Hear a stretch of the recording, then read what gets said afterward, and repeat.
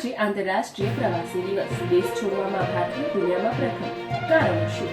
સારા ભવિષ્યની શોધમાં લાખો ભારતીયો જઈ રહ્યા છે વિદેશ. સંયુક્ત રાષ્ટ્રના અહેવાલ મુજબ ભારત સૌથી મોટો પ્રવાસી મોકલનાર દેશ. હાલમાં લગભગ 1,81,00,000 ભારતીયો વિદેશમાં સ્થાયી. મેક્સિકો, રશિયા અને ચીનને પણ ભારતે પાછળ મૂક્યા.